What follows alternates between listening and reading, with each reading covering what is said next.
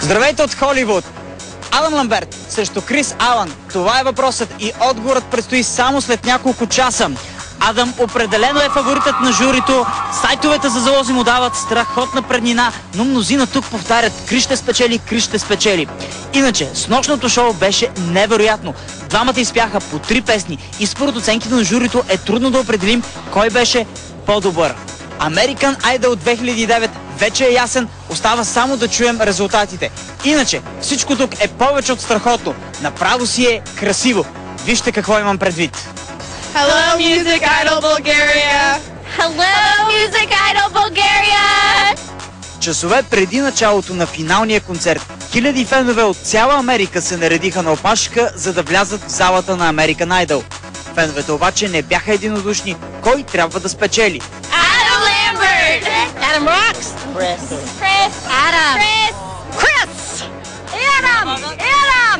Chris! Positive! Adam! Chris! Adam! Объркан съм.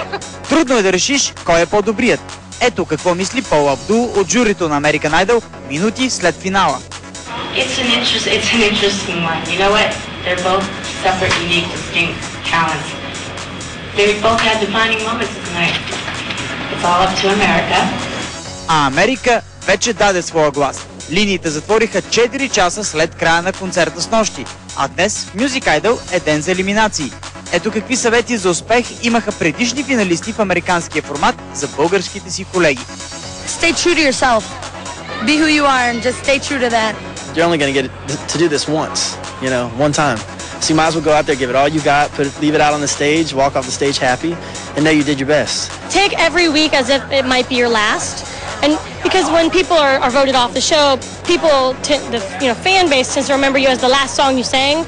Крис или Адам? Америка вече гласува, резултатите ще бъдат обявени само след няколко часа. Междувременно червеният килим вече готов да посрещне звездите и VIP гостите. Сред тях тази вечер очакваме Queen Latifah, Карло Сантана, Black Eyed Peas, Лайнел Ричи и още много други. Според клюката тук, дори и момчетата от група KISS ще бъдат. Така че развръзката предстои, а вие гледайте, защото това е Music Idol от Холивуд. Yeah!